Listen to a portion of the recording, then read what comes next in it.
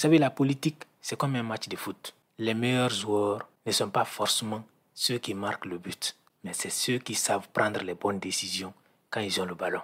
Si c'est la France qui vient décider à notre place, malgré que nous sommes des pays indépendants, nous avons nos monnaies, nous avons nos drapeaux, nous avons le contrôle sur nos territoires. Mais la France arrive encore à venir diriger nos pays, à venir imposer sa volonté sur nos pays. C'est que quelque part, ce n'est pas la France le problème. Nous devons nous interroger nous-mêmes. Nous avons dépassé l'époque où les Africains pouvaient se faire manipuler par quelques peuples, par quelques régimes. Et ce sentiment qui se manifeste aujourd'hui, c'est toujours manifesté des indépendances en maintenant. Chaque génération a connu son lot de militants, porteurs du même discours, désapprobateurs du caractère volontairement léonin et destructeur pour l'Afrique, de ses relations avec le reste du monde et particulièrement avec l'Europe. Ce qui est par contre nouveau, et nous l'admettons, c'est l'ampleur qu'ont pris ces idées auprès des masses africaines, nourries entre autres par les échecs des élites gouvernantes africaines souvent corrompues et les relations ambiguës que l'Europe entretient avec elles, les menaces sécuritaires, l'apparition de nouvelles opportunités de coopération, mais évidemment l'effet multiplicateur des réseaux sociaux. Aujourd'hui, l'Afrique, la majorité de ses élites, sa jeunesse, sa diaspora et ses masses populaires ont beaucoup évolué. L'Occident l'a-t-il suffisamment compris? Ou est-il encore figé dans une version focardienne de ses relations avec l'Afrique? Avec la France, par exemple, je n'ignore pas que nous, notre mouvement politique, quand je dis la France, je parle de ceux qui gouvernent aujourd'hui la France. Nous ne parlons pas du peuple français avec lequel nous n'avons aucun problème et avec lequel nous sommes liés par une longue et riche histoire. Et je ne parle pas de toutes les élites politiques françaises, ni de la société civile. Je parle de l'élite gouvernante actuelle. Cette France, je n'ignore pas que pour elle, nous avons été, et peut-être nous le sommes encore, malgré notre élection démocratique par le peuple sénégalais, dépeints sous les traits d'un mouvement et d'un leader terroriste, islamiste, violent, populiste, anti-occidental. La vérité, c'est que beaucoup de gouvernants européens et singulièrement français s'accommodaient mal de notre discours politique souverainiste et se fixaient comme objectif de l'entraver. C'est ce qui explique certainement leur mutisme approbateur face à la sanglante persécution du régime du président Macky Sall contre notre parti politique. Cher Jean-Luc, ce tableau semble assez sombre. Je le dis parce que durant toute la période de persécution extrêmement violente contre tout un mouvement politique au Sénégal, ayant entraîné et causé la mort de plus d'une soixantaine de personnes, des milliers de blessés, plus de 1000 détenus politiques, vous n'avez jamais entendu le gouvernement français dénoncer ce qui se passait au Sénégal. Vous n'avez jamais entendu l'Union européenne dénoncer ce qui se passe au Sénégal. Et pire encore, c'est au pire de ces persécutions que le président Macron accueillait le président Macky Sall pour le féliciter. D'avoir fait ce qu'il fallait pour sauver son pays.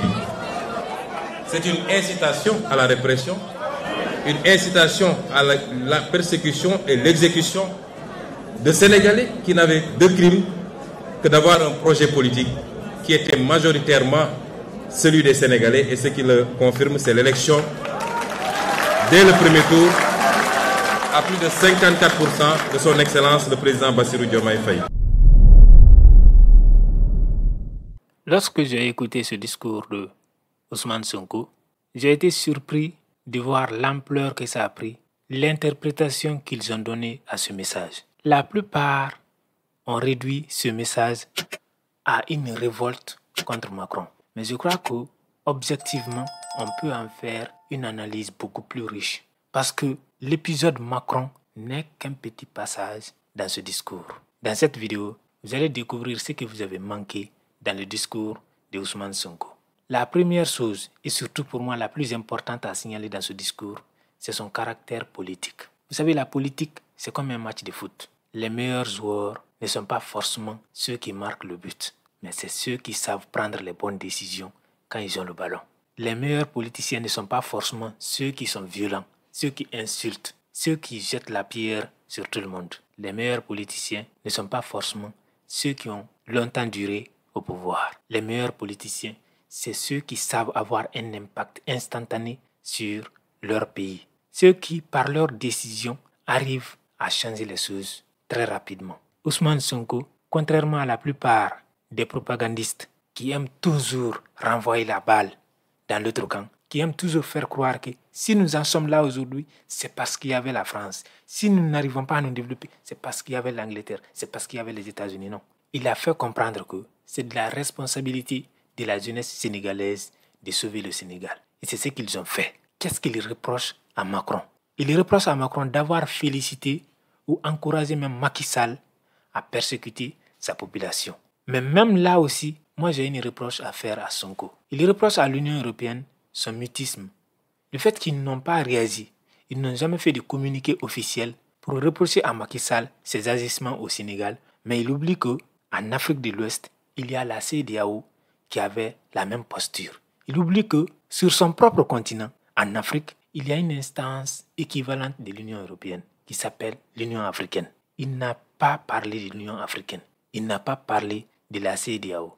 Pourtant, ces deux instances avaient la même posture que l'Union européenne. On ne peut pas demander aux Européens de venir nous sauver. Ce n'est pas aux Européens de venir reprocher à Macky Sall les tueries des Sénégalais. Ce n'est pas à la France de condamner ce qui se passe au Sénégal. C'est d'abord à la CEDEAO et ensuite l'Union africaine de venir sanctionner Macky Sall s'il est en erreur, de venir sauver la population sénégalaise. Parce que ce sont ces instances qui ont été mises en place pour protéger les citoyens de nos pays. C'est de leur responsabilité. Mais eux, ils étaient abonnés absents. Ils ont même encouragé Macky Sall à continuer dans cette direction. Donc il n'y a pas que l'Union européenne ou encore la France qui n'ont pas fait quelque chose pour empêcher Macky Sall de massacrer la population sénégalaise. Il y a l'Union africaine et aussi la CEDEAO qui ont fait la même chose. Il aurait dû signaler cela et surtout insister sur cela. Le deuxième point qu'il a évoqué, c'est le changement des générations en Afrique. Il a parlé de la corruption, mais il a surtout rappelé qu'aujourd'hui, avec les réseaux sociaux, il y a de plus en plus de difficultés à faire croire aux Africains certaines choses auxquelles ils ne croient pas. Il y a de plus en plus de difficultés à maîtriser en quelque sorte les volontés ou les opinions africaines. Ce sont des choses très importantes parce que avant, il fallait que France 24 dise quelque chose, TV5 et puis tout le continent africain croyait à cette chose-là. Aujourd'hui, même un simple youtubeur, un petit youtubeur comme moi, a son mot à dire. Chacun de nous a quelque part son opinion qu'il ou elle peut affirmer librement partout où il ou elle a un compte sur un réseau social. Ça change totalement et complètement les choses. Parce que ça permet surtout de savoir que, contrairement à ce qu'on pouvait nous faire croire avant, la plupart des gens se sentaient isolés, pensaient que c'est eux seulement qui arrivaient à réfléchir et que tous les autres approuvaient ce qui se passait. Aujourd'hui, non. Les Africains ont la possibilité de s'exprimer en masse et surtout en qualité. Parce que les intellectuels ont aujourd'hui la possibilité d'utiliser des plateformes de réseaux sociaux pour s'exprimer, sans forcément passer par des radios qui sont parfois contrôlées par nos gouvernants. Donc c'est un changement majeur qui mérite d'être souligné. Et c'est exactement ce point-là que Sonko a essayé d'appuyer. Aujourd'hui, il y a encore la corruption de masse dans nos pays. Mais une chose est sûre, de plus en plus de jeunes sont en train de prendre conscience du défi qui sont les leurs. De plus en plus de jeunes, à l'image de Ousmane Sonko lui-même, sont en train de mettre en place des actes concrets permettant à leur pays de changer de trajectoire. La troisième chose que j'ai signalée au début de cette vidéo, c'est le discours politique. Vous savez, Ousmane Sonko a rappelé que son message, ses critiques ne s'adressent pas à la France, mais c'est Macron et son gouvernement. c'est très important de faire la différence. Généralement, les gens aiment faire la propagande. C'est de la faute de la France si nous en sommes là aujourd'hui. C'est de la faute de la Russie. Mais attention, ça fait 60 ans que nous sommes indépendants. Si après 60 années d'indépendance, c'est encore de la faute de la France, c'est que quelque part, dans 100 ans, ça sera encore de la faute de la France. Parce que ça veut dire tout simplement que nous ne sommes pas prêts à assumer notre destinée. Ça veut dire tout simplement que nous ne sommes pas prêts, nous ne sommes pas capables d'assurer notre destinée. Nous ne sommes pas capables de gérer et de diriger nos pays. Si c'est la France qui vient décider à notre place, malgré que nous sommes des pays indépendants, nous avons nos monnaies, nous avons nos drapeaux, nous avons le contrôle sur nos territoires, mais la France arrive encore à venir diriger nos pays, à venir imposer sa volonté sur nos pays, c'est que quelque part, ce n'est pas la France le problème. Nous devons nous interroger nous-mêmes. Avant et après les indépendances, c'est la même chose. Dans ce cas, le problème ne vient pas de la France, mais de nous. Donc, il faut à un moment donné arrêter de toujours rejeter la faute sur les autres. La chose la plus facile à faire, c'est de trouver un coupable. Mais la chose la plus difficile à faire, c'est d'assumer ses propres erreurs et de prendre ses responsabilités. Si on veut changer les choses, il faut que nous-mêmes, on assume, en fin de compte, nos responsabilités. Que chacun, de là où il est, s'assume et dise que, quelque part, je suis aussi responsable du retard de mon pays, de mon continent. Si tu sais que tu peux apporter un plus à ton pays, en France, il n'y a pas que Macron.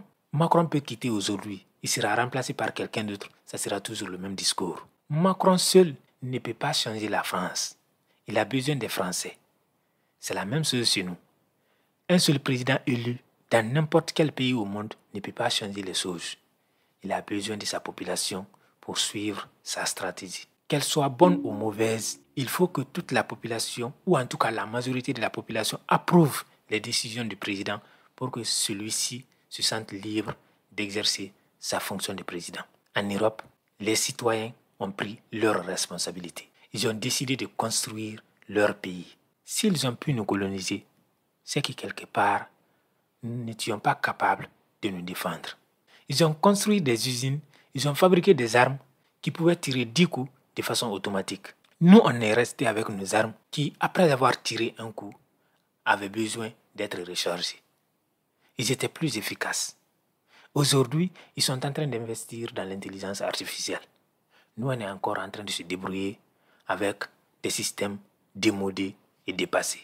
Aujourd'hui, la lutte n'est pas une lutte armée, c'est une lutte d'intelligence, c'est une lutte économique, c'est une lutte diplomatique. Et l'Afrique est encore à la traîne. Il faut arrêter les discours de propagande. Il faut commencer à réfléchir. Il faut commencer à assumer. Il faut commencer à prendre ses responsabilités. Ce n'est pas parce qu'on est un citoyen lambda qu'on va rejeter la faute aux dirigeants. Ce n'est pas parce qu'on est un simple étudiant qu'on ne peut pas changer les choses. Le président d'aujourd'hui était un étudiant hier. Donc, si vous êtes un étudiant aujourd'hui, c'est que demain, vous avez la possibilité d'avoir un impact, de changer les choses dans votre pays si vous travaillez bien. La France ne s'est pas construite parce qu'il y avait un président qui avait le super pouvoir. Non, la France s'est construite parce que au sein de la population française, il y avait des Français, des citoyens qui ont travaillé sur la science, des citoyens qui ont innové, qui ont créé des entreprises qui ont eu un impact irréversible sur le destin de la France. Chez nous, on attend que le gouvernement fasse des miracles. Si ton pays est en retard, c'est que tu es en retard. Et donc, c'est de ta responsabilité de faire quelque chose. Ce n'est pas toujours la France le problème. Aujourd'hui, les Français vivent en France. Le gouvernement français vit en France. Les militaires français sont en France. Et s'ils sont dans un pays autre que la France, c'est que les dirigeants de ce pays-là, mais aussi la population de ce pays-là, ont accepté qu'ils viennent s'installer là-bas. Donnez votre opinion en commentaire à cette vidéo. Abonnez-vous et mettez un pouce bleu à la vidéo.